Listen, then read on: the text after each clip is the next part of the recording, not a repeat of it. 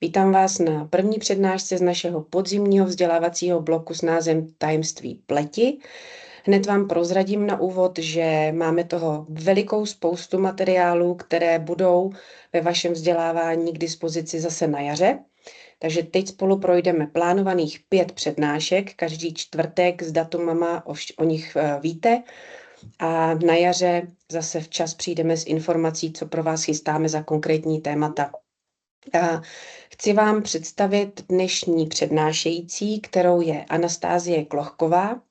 Některé z vás už jste jí měli možnost potkat na školení masáží, které pro nás dělala. To velmi šikovná dáma, která má zdravotnické vzdělání, je to zdravotní sestra, zároveň kosmetička, školitelka a má ohromnou spoustu nápadů a znalostí, které jsme se rozhodli společně využít a proto jsme i tady. Takže dnešní přednáška s názvem Anatomie kůže, kterou Anastázie vytvořila, je pro vás dneska připravená. Doufám, že si ji užijete. Když budete mít jakoukoliv otázku, prosím, odznačte si stlumený mikrofon a hned se ptejte, když je to za čerstva, vždycky je to ideální. Takže přeju vám příjemný večer a Anastázie, vás moc poprosím, vemte si slovo a proveďte nás přednáškou. Děkuji vám za slovo. Dobrý večer ještě jednou, vážení kolegové, vážené kolegyně. Já se jmenuji Anastázia. Jak už paní Novotná řekla, já jsem zdravotní sestra, kosmetička a mám praxi v kosmetologii víc než 5 let, vlastně skoro 6.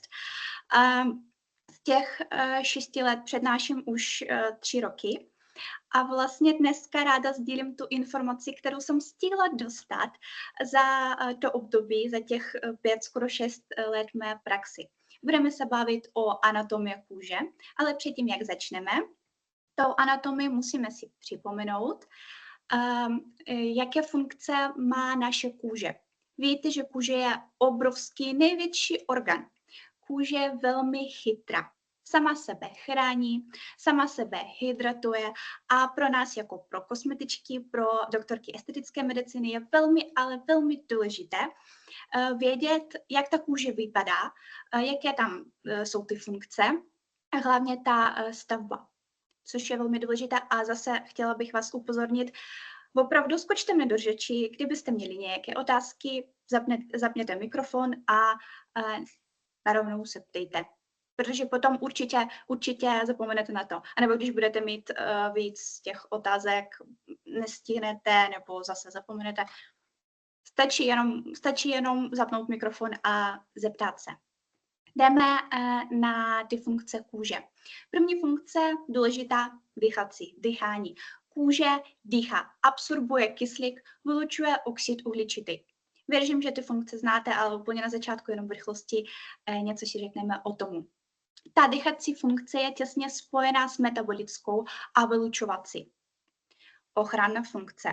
Kůže nás chrání. Chrání celé naše tělo před vlivem vnějšího prostředí, před UVA, UVB zařením, před nějakýma virama, před bakteriemi, před všem, co může vniknout do našeho těla, což je velmi důležité. Kůže je takový film, takový štít, který nás prostě chrání před všem. Teplná regulace. Samozřejmě kůže vyzařuje teplo a vypažuje ten pot. A tato funkce je těsně spojená zase s tou vylučovací. Co ještě důležité? Všimnete si, že až 1 litr krve je v povrchových cévách. Ale všimnete si, že v dermis. O tom vám ještě řeknu něco trochu později, ale teď si zapamatujeme, že v dermis jsou ty cévy a tam je to depo krve až 1 litr. To je docela hodně, že jo? Mně přijde. Další důležitá funkce je endokrinní a metabolická, syntéza a akumulace vitamínu D a některých hormonů. O některých hormonů o tom taky budeme se bavit později, když budeme probírat každou tu vrstvu kůže zvlášť. Receptorová funkce. Všechno, co se děje kolem nás, všechno my si všímáme díky kůže. Je nám vedro, je nám zima, dotýká se někdo nás. To je všechno ta receptorová funkce. A samozřejmě imunitní. samozřejmě imunitní o té funkci taky budeme se bavit trochu později a pochopíte, proč ta funkce je a jakým způsobem funguje. Jdeme dál. Typy kůže.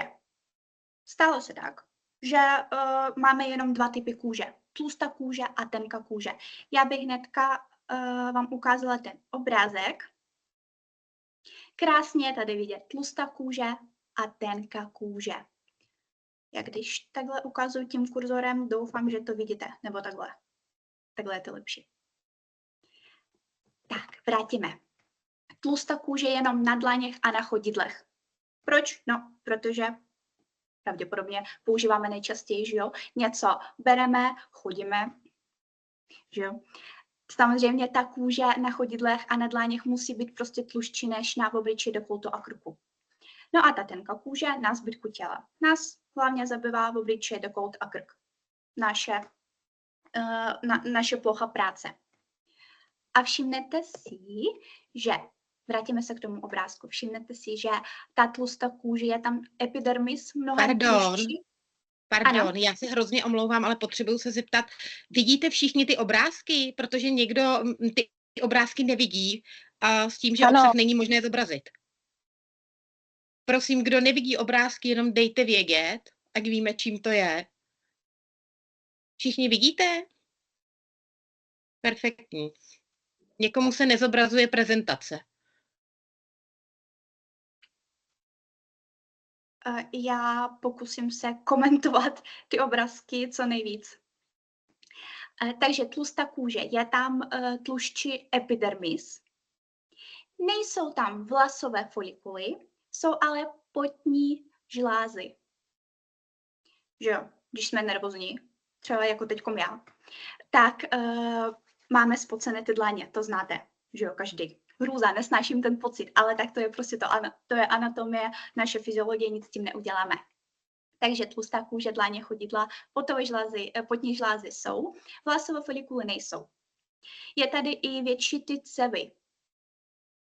Rozhodně proto, že epidermis je tlušší a epidermis vlastně živí dermis. Proto v dermis určitě ty cévy prostě musí být větší a musí víc prokrvovat epidermis. Co ještě je důležitého, nevidíme tady ty mázové žlázy. Že jo? Vidíme, tady jsou. Doufám, že je to vidět. Vlasový folikul, potní, ale tady nejsou. To je taky takový jakoby malinkátý rozdíl mezi tlustou a tenkou kůže. My dneska budeme se bavit vlastně o tenké kůže a půjdeme rovnou dál a vrhneme se na anatomii. Existuje 3 vrstvy kůže, to samozřejmě znáte. Epidermis, dermis a hypodermis, čili podkožní tkaň, podkožní tuková vrstva, subkutánní tkaň. Každou tuto vrstvu my probereme zvlášť. Začneme určitě s epidermis. Epidermis skladá se z 5 vrstev, to taky znáte. No a teď si připomeneme, že kůže má ochrannou funkci. 3 vrstvy, ze kterých ta první skladá se ještě z dalších 5 vrstev. To je báječný, to je úžasný, to je skvělé, protože my jsme opravdu chráněni. Probereme tu vrstvu, každou tu vrstvu zvlášť. A je to strašně zajímavé. My jsme připravili vlastně takové krásné obrázky, kde je vidět každou tu vrstvu zvlášť. První bude bazální vrstva. Ta je nejnižší. Tady je ta bazální vrstva, která ale leží na bazální membráně. Tak. Dáme tomu. Tady je ta bazální membrana, na které leží bazální vrstva. Co je zajímavého v této vrstvě? Buňky jsou živé, jsou bohaté na DNA, RNA a organely. A z bazální vrstvy začínají se vytvářet ostatní buňky, další buňky ostatních vrstev. Takže všechno, co tady vidíte, každá ta buňka vytváří se v bazální vrstvě. Tady začíná se ta mitóza. znáte, že jo, mitoza znamená dělení buněk. Co ještě je důležitého? V bazální vrstvě se nachází melanocyty. Melanocyt je buňka, která vytváří melanin. Zase, ochrana. Proč se vytváří melanin? Melanin nás chrání. Takže my, když se opalujeme, naše kůže vlastně to bere jako škodlivý účinek a tím vlastně vytváří se ten melanin jako odpověď na UVA a UVB zaření. Tím ta pleť se chrání. Melanocyty, jakože nenachází se úplně v bazální vrstvě. To znamená, že tělo melanocytu nachází se pod bazální vrstvou, tam, kde my vlastně máme tu bazální membranu. Jak vypadá ten melanocyt? Pardon, já jsem chtěla to nakreslit. Už to bude. Taková buňka, která má dendrity, neboli výběžky. Takže to tělo melanocytů nachází se mezi bazální membranou, bazální vrstvou. Kouseček toho těla jde i přímo do dermis. Ale ty dendrity, ty výběžky, jdou přímo do dalších vrstev. Tak, jak teď vám ukazuji na tom obrázku. Dochází až do rohové vrstvy, což je zajímavé a tím vlastně se vytváří ta epidermální, ta povrchová hyperpigmentace. Ale o tom dneska se bavit nebudeme.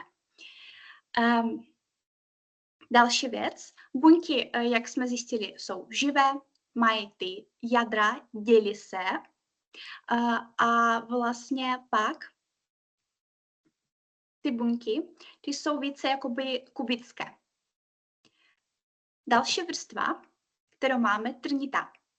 Nazývá se tato vrstva trnitou, protože na obrázku není to úplně vidět, ale ve skutečnosti ty buňky vypadají nějak tak. Vidíte ty vyběžky? Proto ta vrstva nazývá se trnita. Trnitá vrstva taky obsahuje živé buňky. Pořád jsou živé. Tyto dvě vrstvy, trnita a bazální, spolu se nazývají mateřská vrstva. Tak, zkusí nakreslit. Tak, bezva. Mateřská vrstva. Nebo další druhý název je Malpighiho vrstva. Protože ty buňky jsou živé. Proto jsou mateřské. Další důležitá a zajímavá věc jsou tonofilamenty.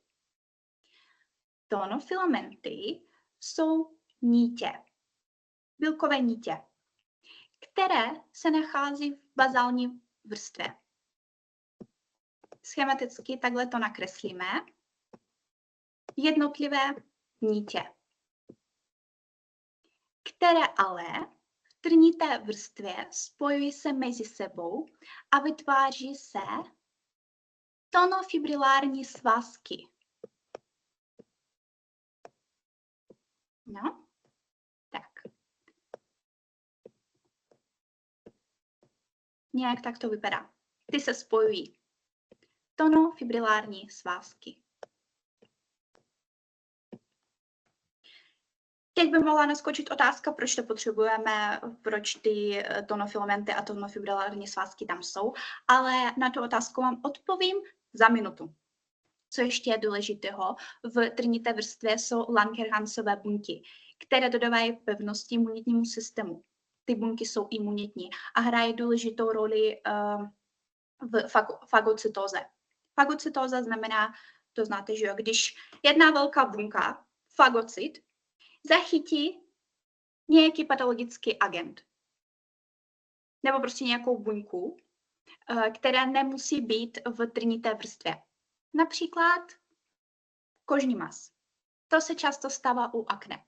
Když ten kožní mas dostane se do mezibuněčného prostoru, tam vůbec nesmí být a samozřejmě ten imunitní systém a zrovna ty Langerhansové buňky reagují na to a zachytí ten kožní mas a odstraní z mezibuněčného prostoru, protože tam prostě nemá být. Ano. Má někdo nějaké otázky? Asi ne, to je všechno jasný. Takže trnitá vrstva spolu s bazální vrstvou tvoří mateřskou vrstvu nebo Malpighiho vrstvu. Ty buňky jsou živé, mají jadro, pořád se dělí a pořád se vytváří další buňky dalších vrstev. V bazální membráně vidíme tonofilamenty, bílkové nítě, které v trnité vrstvě spojují se do tonofibrilární svazky, které ale pak přejdou úplně do jiné formy v zrnité vrstvě. Zrnitá vrstva je tahle vrstva. Tonofilamenty, tonofibrilární svazky. Vlastně proč ta vrstva nazývá se zrnitá? Vidíte, jak vypadají ty buňky jako zrnička. Všechno je jednoduché. Ty tonofibrilární svazky, které jsme měli v trnité vrstvě, přejdou do formy keratohyalinových granul. Tady máte to napsané, keratohyalinové granuly. Vlastně z těch tonofibrilárních svazků vytváří se dva typy granul, které se nachází přímo v tom zrničku. Přímo tady.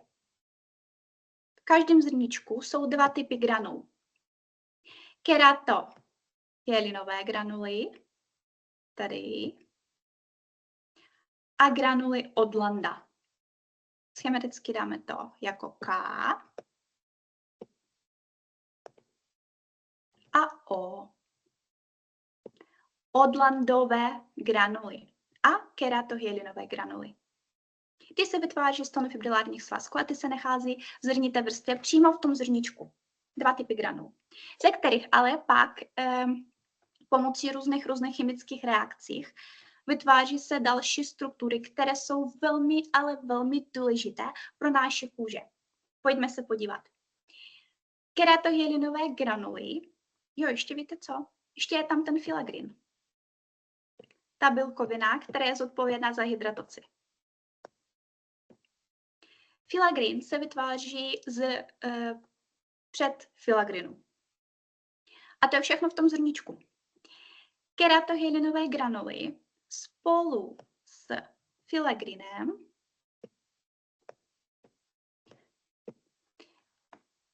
ty granuly, oni se rozpouští, rozplivají se v tom zrničku a vytlačují granuly od Landa do mezibuněčného prostoru. To znamená, že ty keratohyalinové granuly plus filagrin zůstávají v tom zrničku. Já vím, že je to trošku náročnější, ale to musíte představit ve hlavě a tím pádem všechno to pochopíte. Keratohyalinové granuly plus ten filagrin rozpouští se v tom zrničku a tím vytlačí ty granuly od Landa do mezibuněčného prostoru. Dáme tam M, mezibuněčný prostor. Z keratohyalinových granul pak a toho filagrinu pak se vytváří NMF. Zajímavý, ne? NMF. Naturální hydratační faktor kůže. Víme, že ta kůže sama sebe hydratuje. To víme. NMF. Ve složení NMF najdeme pak močovinu, mléčnou kyselinu a aminokyseliny, jako serin, alanin, glycin a prolin. Mimochodem, prolin je nejdůležitější aminokyselina pro tvorbu kolagena. Když podíváme se do kolagenového vlákna, tak zjistíme, že 70% toho vlákna je z prolinu. Ale prolin taky i hydratuje. Stejně jako i mléčná kyselina, to určitě znáte, ale moje klientky vždycky se diví, když já jim řeknu, že kyseliny umí hydratovat. Vždycky se diví, ale vždycky. Ale jo, mléčná kyselina tím, jak je ve složení toho NMF, toho hydratačního faktoru, tak hydratuje. To znamená, když použijete nějaký peeling s obsahem mléčné kyseliny, samozřejmě zhydratujete. Takový bonus. NMF se vytváří z keratohyaluronových granul, to jsme zjistili. Granuly od landa. Ty jsou v mezibunečném prostoru. Pamatujeme si, že ty keratohyaluronové granuly vytlačují granuly od landa nebo od landové granuly do mezibuněčného prostoru. A ne jen tak. To se děje, protože z granul od landa vytváří se epidermální lipidy.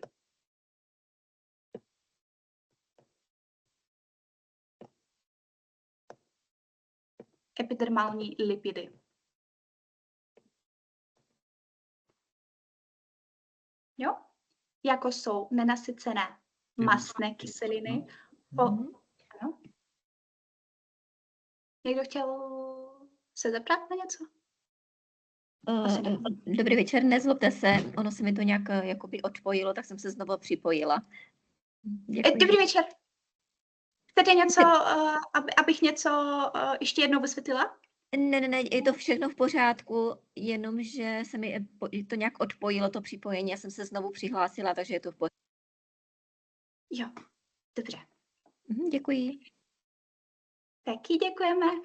Takže granuly od landa, nebo od landové granuly, z nich se vytváří epidermální lipidy, jako jsou nenasycené mastné kyseliny, cholesterol a ceramidy. Nejdůležitější složky, které my přidáváme, když máme porušenou epidermální bariéru. Hydrolipidový plášť. Potom taky budeme se bavit dneska. Tak, ty epidermální lipidy musí být v poměru 1:1 vždycky. 1:1. Když se mění ten poměr, samozřejmě okamžitě porušuje se ta hydrolipidová bariéra. Okamžitě. Určitě ta pleť je víc náchylná ke ztrátě vody. Ty epidermální lipidy jsou jako lepidlo. Spojují ty buňky mezi sebou. Celý epidermis vlastně. Což je super. To je strašně zajímavý. A určitě, jak už jsem zmínila, když je porušený ten poměr, ta kůže nemůže sama sebe chránit a nemůže sama sebe dostatečně hydratovat. Prostě ta funkce je porušena. Ty buňky, kromě toho, že jsou spojené epidermálníma lipidama, ty buňky jsou spojené desmozomama. Desmozomy jsou takové struktury, dá se říct. Vypadá to tak. Jedna buňka, druhá buňka. Spojí se mezi sebou a ta centrální část, to bude ten desmozom. Takže když třeba působíme kyselinama, provádíme nějaký chemický peeling, tak ten chemický peeling první, co udělá, tak poruší ten desmozom a ty buňky se odpojí mezi sebou a samozřejmě tím mnohem snadněji se slupnou z povrchu pleti. Jdeme dál. Takže 2 typy granul, keratohyaluronové, odlandové granuly. Z keratohyaluronových granul a filagerinu vytváří se NMF, z granul od landa vytváří se epidermální lipidy. Další vrstva je světla, která není až tak moc důležitá pro nás. Ta se vyskytuje hlavně na chodidlech a na dlaních. Když se bavíme o kůži na obličeji, dekoltu a krku, tak ta světlá vrstva jenom je taková tenký film. A vlastně ta vrstva jedině, co dělá, tak spojuje tu trnitou, tu bazální membránu, trnitou a zrnitou vrstvu s rohovou. Další důležitou funkci nemá. Takže jdeme dál. Rohová vrstva. To je ta vrchní, ta vrstva, kterou my se dotýkáme. To je ta vrstva. Ona se skládá z dalších 2 vrstev. Takže v podstatě, 7, že jo? Vrstev. Ta se skládá ze 2 vrstev. První je ta spodní, ta nižší, ta dá se říct, že žlutá, nižší. A je nepropustná. Skoro je nepropustná. A vyšší ta vrstva které se sloupne. Víte, že u každého z nás ta pleť se obnovuje, ale různě. Mladé kůže samozřejmě může se obnovovat i každý druhý týden. U starší pleti určitě může i klidně 40 dnů. Záleží na tom věku. Ale ta horní část, to je právě ta část, která se sloupne z povrchu pleti. Nejsou ty buňky živé vůbec, obsahují jenom ten keratin. Další vrstva je ještě shrnutí. Epidermis už máme hotový.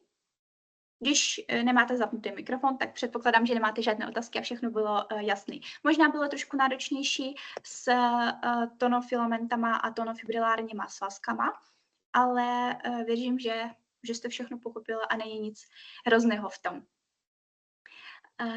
Jdeme dál. Epidermis už máme hotový. Dermis, neboli škara. Skládá se z dalších dvou vrstev. Papilární vrstva a síťovitá vrstva. Papilární vrstva je vlastně tato. Nazývá se tak, protože má takové ty vyběžky, které se nazývají papily. Víte, že díky takové struktuře papilární vrstvy my máme ty otisky prstů. Tak, jak máme, každý individuální, to máme díky papilární vrstvě.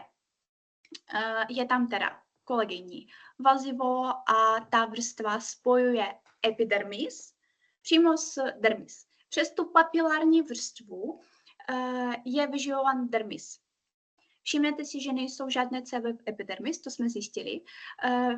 Všechny ty cévy jsou v dermis a vlastně aktivní látky trofiku dostává epidermis s dermis. Vlastně přes tu papilární vrstvu. Síťovitá vrstva je tluščí. Na dalším snímku mám krásný obrázek. Je to vidět. Krásně to vypadá. Co najdeme v epidermis? V síťovité vrstvě. Najdeme tam fibroblasty, najdeme tam kolagen, elastin a celý ten prostor je vytvořen kyselinou hyaluronovou.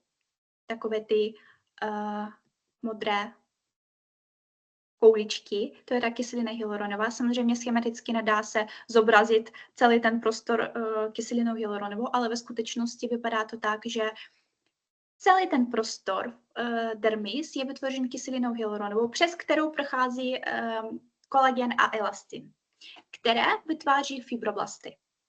Fibroblasty jsou nejdůležitější buňky pro nás, protože vlastně tvoří ten dermální matrix. Co je dermální matrix? Dermální matrix je kolagen, elastin a kyselina hyaluronová. Tak. Spojíme. A je to dermální matrix. Ještě, že ten Teams opravuje to, jak píšu. Já se snažím. Vím, že to moc nejde, ale snažím se. Fibroblasty vytváří kolagen, elastin a kyselinu hyaluronovou a to je všechno, to je ten dermální matrix. To je jako kostra naší kůže.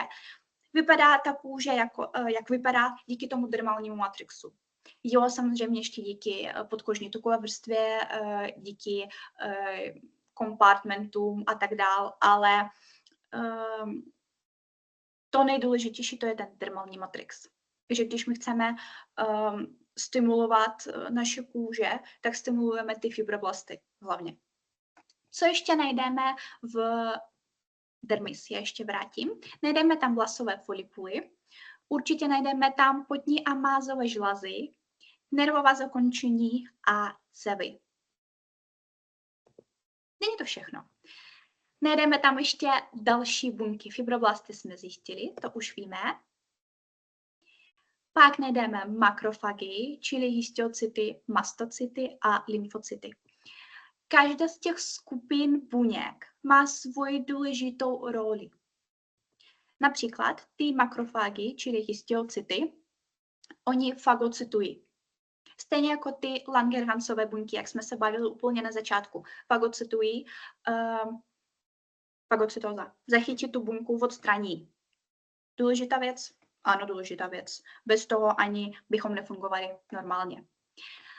Mastocyty podílí se na alergických reakcích. To znamená, že uvolňují histamin během nějaké alergické reakce. Taky důležitá věc a taky můžeme zařadit to do imunitní a ochranné funkce kůže. Lymfocyty. Je jich tady víc. Ty lymfocyty, B lymfocyty, nebo ještě se říká beta lymfocyty. NK znamená natural killers a je to přirozené zabíječe a supresorové. Každé z těchto buněk určitě má zase další důležitou roli. Třeba ty lymfocyty aktivují ty B lymfocyty. Ty jsou těsně spojené mezi sebou. Taky fagocytují a potlačují nadměrnou imunitní odpověď, což je velmi důležité třeba u autoimunitního onemocnění. Když naše vlastní tělo reaguje na naše vlastní buňky a berete naše vlastní buňky jako patologické agenty. Samozřejmě ty lymfocyty pomáhají a potlačují tu nadměrnou imunitní reakci, imunitní odpověď. B lymfocyty pomáhají produkovat protilátky, což taky můžeme zařadit do jako imunitní odpověď. Každá z těch buněk má podobnou funkci, ale když třeba smažíme ty makrofágy nebo mastocyty, samozřejmě ten imunitní systém nebude fungovat. Všechno je spojené v naší kůže a každá vrstva je spojena a každá buňka je spojena. To je důležité si zapamatovat pro tu naši druhou přednášku. Takový malý spoiler k tomu. Další věc. NK, natural killer, nebo přirozené zabíječe, vlastně co dělají? Ničí ty buňky. Jaké? No, ty buňky, které jsou poškozené virama, nebo bakterie, nebo i ty nádorové buňky. Podle názvu je velmi snadno pochopit, jakou funkci mají ty buňky. No a supresorové zase potlačují nadměrnou reakci našeho imunitního systému. Všechno to je v dermis. Každá z těch buněk. Strašně zajímavý. No a pak už je ta další vrstva. Tady je vidět? Podkožní tuková, ke které přejdeme za minutku. Jak už jsme zjistili, nejdeme kolagenová a elastinová vlákna a samozřejmě krevní cévy, lymfatické cévy, nervová zakončení. Je to jasný? Jdeme dál. Hypodermis. Podkožní tuková vrstva, podkožní tkáň, subkutánní tkáň je nejhlubší vrstva kůže. Strukturní jednotkou je adipocyt, stavební jednotkou. Prostě ta tuková buňka nazývá se adipocyt. Špatná zpráva je v tom, že množství adipocytu může jenom se zvětšovat. Je to špatný, je to hrozný, takže když přibíráme, zvětšuje se množství těch adipocytů, ale když hubneme, to množství se nezmenšuje, ale zmenšuje se ten objem toho adipocytu. Takže přirozenou cestou nedá se snížit množství adipocytu, jenom injekcema a tak. I když zhubnete o 10, 15, 20 kg, stejně zmenší se ten objem. Množství se nezmenší. Bohužel, prostě nic s tím neuděláte. Podkožní tuková vrstva je taky depo hormonů jako estrogen a vitaminů rozpustných v tucích. A D je K. Já nemám to tady napsaný, protože jsem chtěla to jenom jakože ústně zmínit. Takže dáme tam estrogen jako Ečko, nebo dáme S, estrogen. A vitamíny A, je to A. Dčko, Ečko a vitamin K. Vitamíny rozpustné v tucích. ty jsou v podkožní tukové vrstvě. Zajímavá věc. Samozřejmě najdeme tam i ty vlasové folikuly, taky mohou být v podkožní tukové vrstvě. Záleží na tom, jakou tlušťku má ta kůže. Určitě víte, že my jsme řekli na začátku, že jsou jenom 2 typy kůže, tlustá a tenká. Ale samozřejmě záleží i od rozměru podkožní tukové vrstvy, jak vypadá ta kůže. Že jo, znáte, máte samozřejmě takové ty klientky, které přijdou a mají takovou tenkou papírovou kůžičku. No a pak přijde klientka, která má takovou hrubou, pevnou, tlustou kůži. Samozřejmě v takovém případě ty vlasové folikuly zůstanou v dermis, ale u té tenké kůže, u té papírové, ty vlasové folikuly dostanou až do podkožní tukové vrstvy. Jaká je funkce? Uchovávat tuk, chránit naše tělo, termoregulace, taky docela důležitá funkce, kterou plní ta podkožní tuková vrstva. Další důležitá funkce je to, že podkožní tuková vrstva spojuje dermis s dalšíma vrstvama, jako jsou ty svaly a kosti. Kůže máme hotovou. A teď přejdeme do hydrolipidové bariéry. Určitě znáte, co to je. Hydrolipidová bariéra je takový film na povrchu naší pleti, který chrání naši pleť před vlivem vnějšího prostředí, před vlivem UVA, UVB záření a před vysušením. Co je ve složení? Určitě najdeme zase NMF. Tady máte napsané ty aminokyselinky, jak jsem zmiňovala úplně na začátku. Složení NMF. Aminokyseliny, kyselina mléčná a močovina. Najdeme tam ty lipidy, ceramidy, cholesterol, mastné kyseliny, patří sem ještě sebum, pot a můžeme zařadit sem i mikrobiom. Všechno, co je na povrchu naší pleti, všechno, co chrání naši pleť. Nebereme mikrobiom jako určitou složku hydrolipidové bariéry, protože nazývá se hydrolipidová bariéra, pravděpodobně skladá se z lipidů a vody, ale určitě najdeme tam ještě další složky, jako je i ten pot, i ten mikrobiom, protože všechno to chrání naši pleť. Jaká je hlavní funkce hydrolipidové bariéry? Chránit pokožku. Mikrobiom taky chrání naši pokožku, naši pleť. Takže osobně já vždycky zařádím i ten mikrobiom do hydrolipidové bariéry, i když sem úplně 100% nepatří, ale víme, že taky chrání. Tak, hydrolipidová bariéra, máte krásný obrázek tady. Je super vidět, že když ta pleť je v normálním stavu, nemá porušenou hydrolipidovou bariéru, žádné patologické agenty, žádné víry, bakterie, prach, nic se nedostane do pokožky, protože ta pleť je prostě chráněna. A je to. A konec, prostě je chráněna. Ale když pleť je poškozená, když ta hydrolipidová bariéra nefunguje tak, jak by měla, samozřejmě mnohem nejjednodušším způsobem, omlouvám se, dostanou se ty patologické agenty do kůže a samozřejmě bude se vypařovat ten hydratační faktor, ten NMF, jak jsme se bavili, naše kůže. To znamená, že samozřejmě to NMF se vytváří, aby ta pokožka byla hydratovaná. Ale ta pleť nestihne sama sebe zhydratovat, protože okamžitě se vypaří. Ta hydrolipidová bariéra funguje jako takový plast, jako takový film, který uzavře všechno, co vytváří v naší pleti, zůstane v pleti. Uzavře to tam. Myslím NMF a další hydratační ty faktory. A když je poškozená, tak samozřejmě ty se vypaří z povrchu naší pleti. Hydrolipidová bariéra začíná se vytvářet od prvních dnů života. Když miminko se narodí, tak okamžitě mu začíná se vytvářet ta hydrolipidová bariéra. Jenomže nebude úplně sformovaná až do 5. 7. roku života.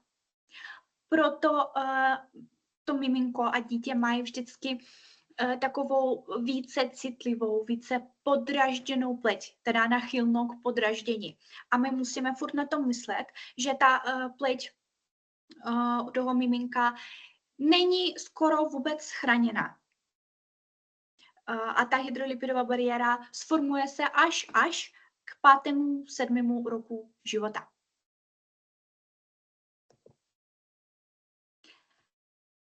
No, takže já jsem už dopředu vám řekla ty funkce, ale to určitě znáte. Udržování hydratace, to je jasný. Ochrana kůže. Samozřejmě, když se bavíme o tom filmu, tak určitě ty patologické agenty nedokážou vstoupit přímo do naší pleti.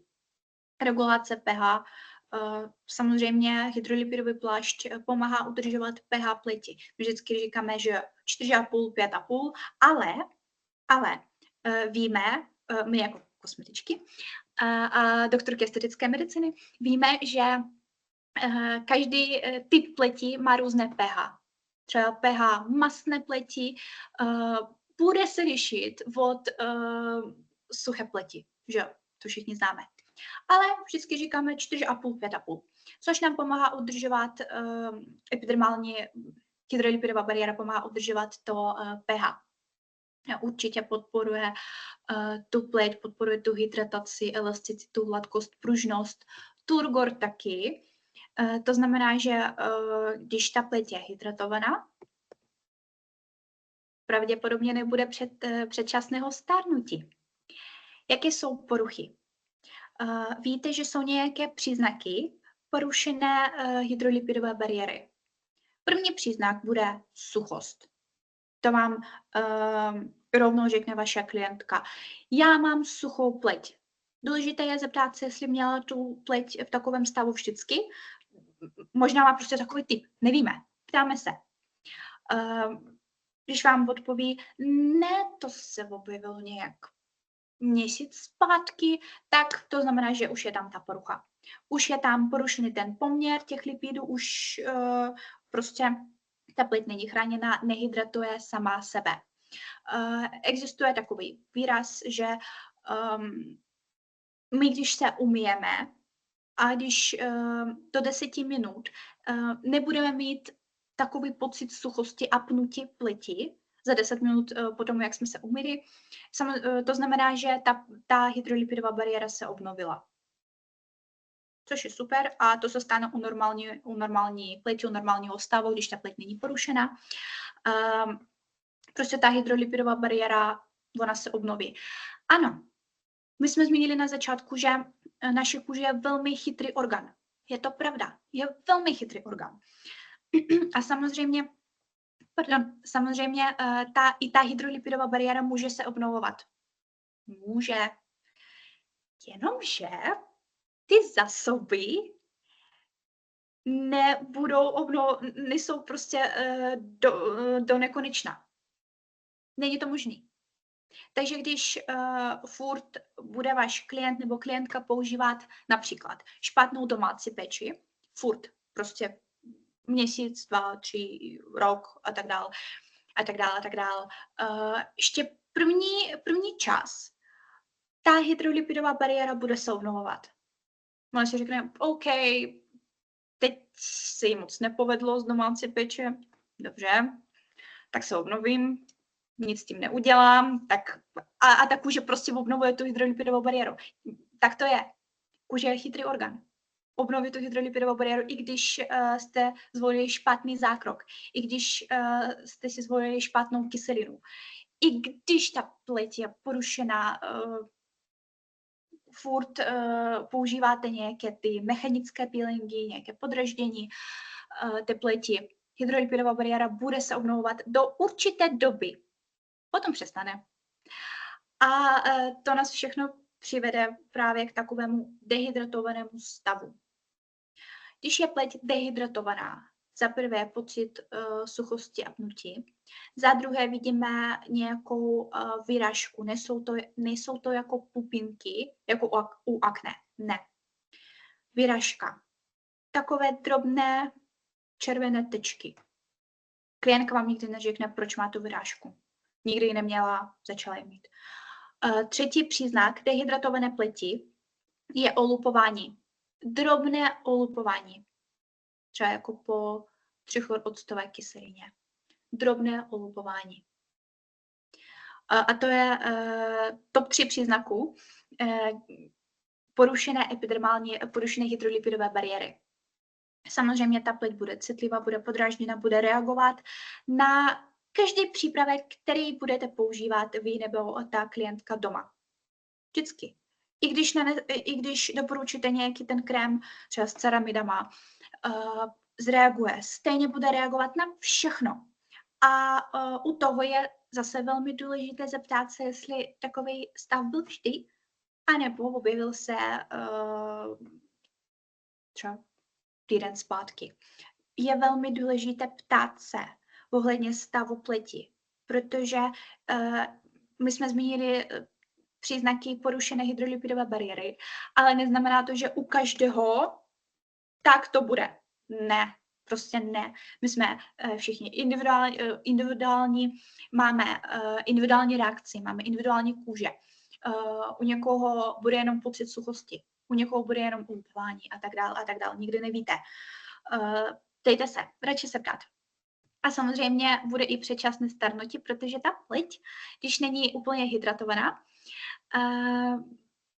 mnohem snadněji vytváří se ty jemné vrásky. Neříkám o nosoretních rýjách nebo o takových výrazných vrázkách. Ne, ale drobné, jemné linie, vrásečky, ano, budou, protože máme mimiku, smíváme se, zlobíme se, mračíme se, mluvíme, svaly prostě fungují a od toho se pohybuje i ta kůže. Třeba když zamračíme se, no, tak máme to. A když v tomto místě ta pleť je suchá, samozřejmě zůstanou ty vrásky. Neříkám, že to je 100% příčina, proč vrásky se objevují, ale ta hydrolipidová bariéra má na to vliv. Je to tak. Jak obnovit hydrolipidovou bariéru? Věřím, že to znáte 100% to znáte, s tím pracujete. Jenom jako připomenutí. Přidáváme ty složky, které hydratují, kyselina hyaluronová, to je jedna věc. Ale já jsem přidala tam i glycerin. Proč? Protože kyselina hyaluronová a glycerin, mám na mysli tu kyselinu hyaluronovou s velkou molekuly, s obrovskou. Pak mám dal další obrázek, vám ukážu.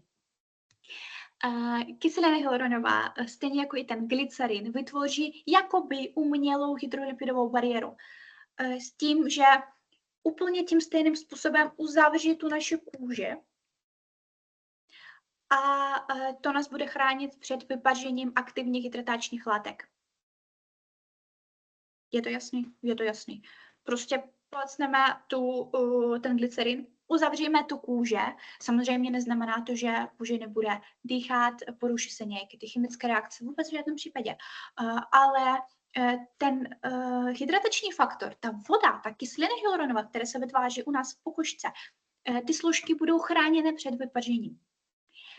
Další důležitá věc, obnova lipidu.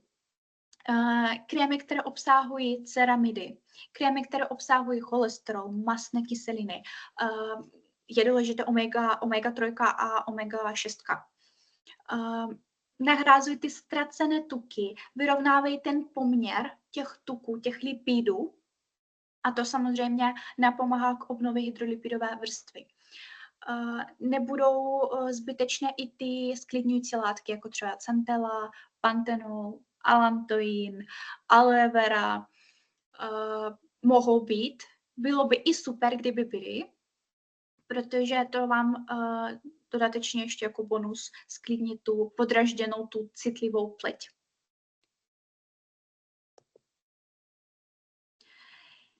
Tak, při normálním stavu, to jsme zjistili, to víme, hydrolipidová bariéra obnovuje se sama sebe obnovuje.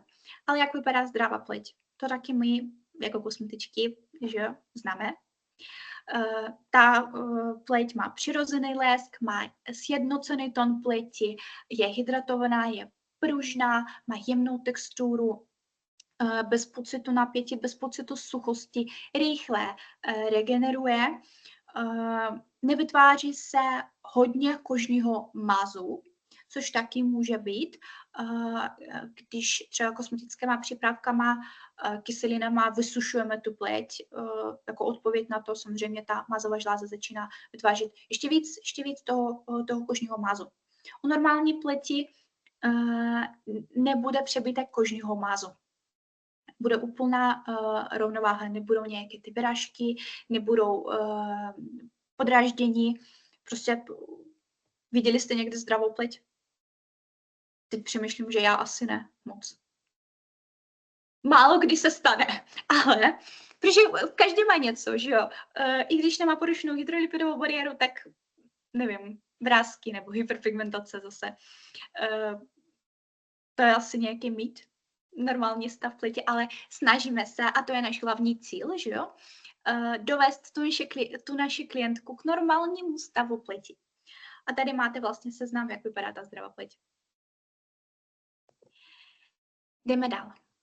Další důležité téma, které dneska probereme, je způsob pronikání, teda způsoby pronikání látek skrz kůže.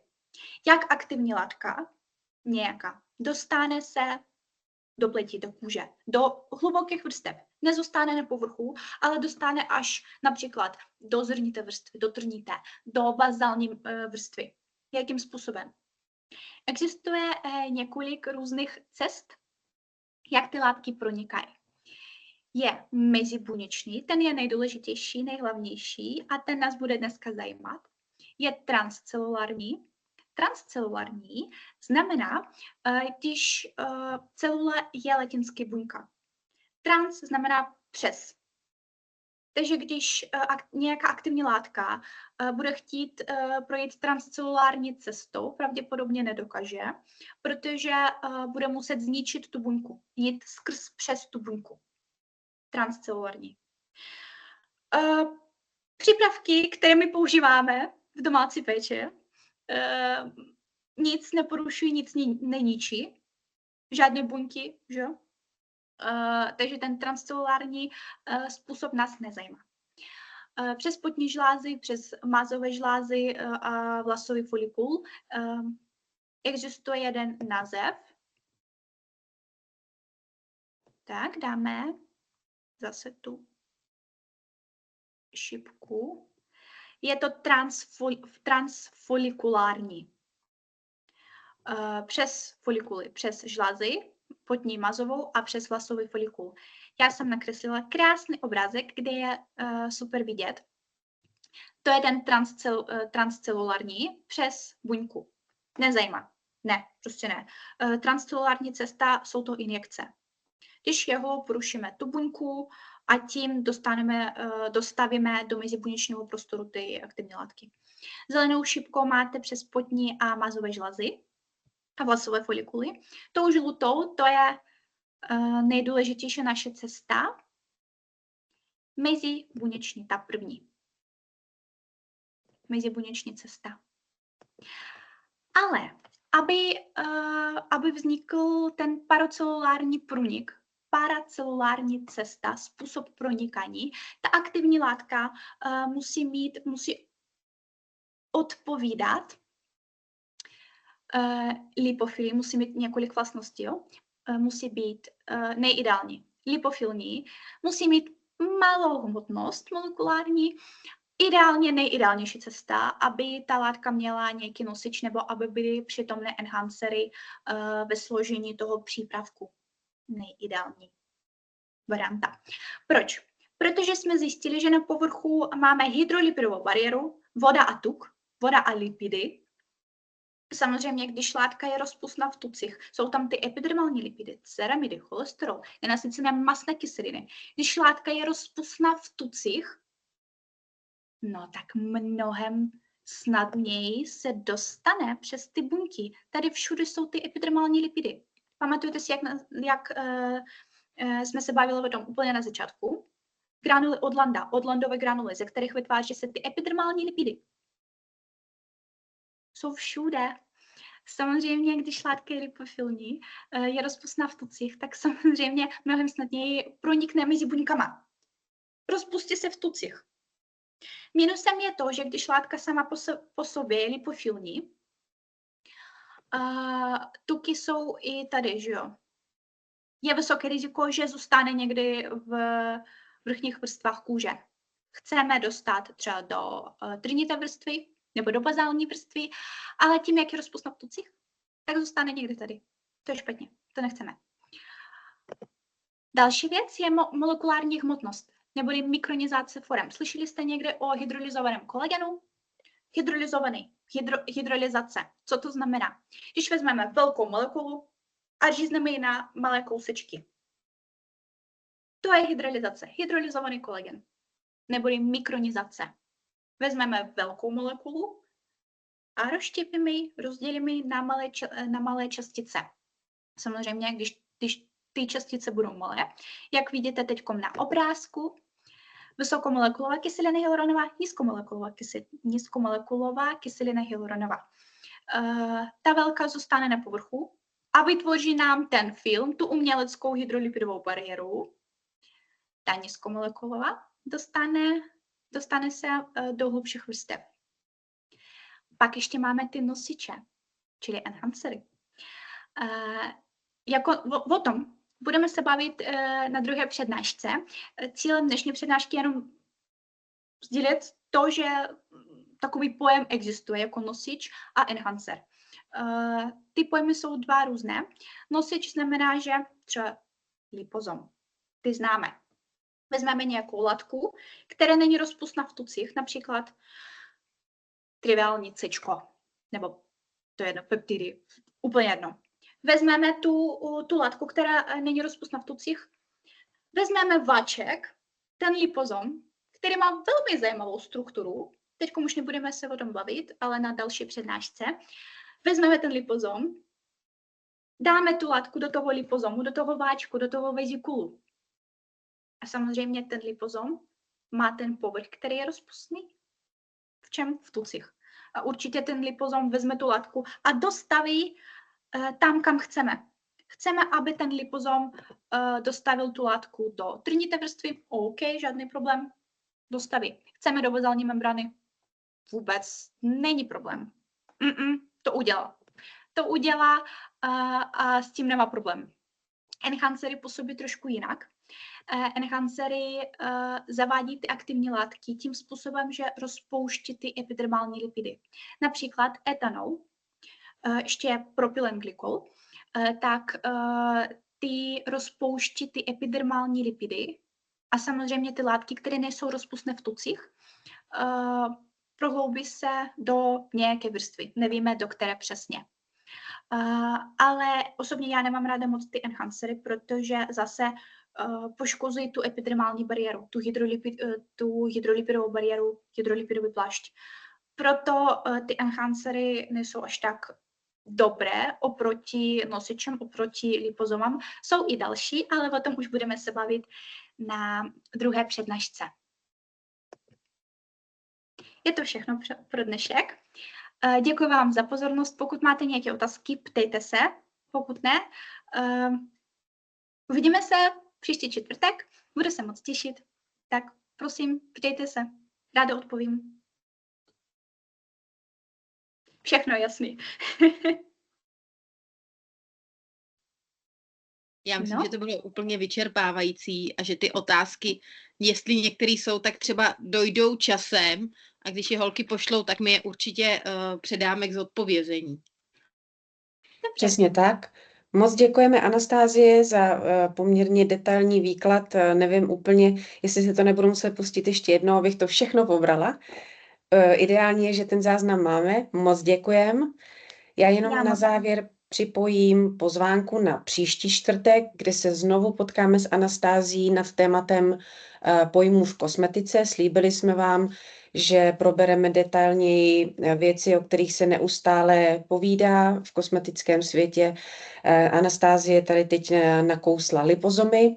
Přidáme vysvětlení pojmu exozomů a kyseliny hyaluronové, spousty dalších pojmů opravdu do detailů.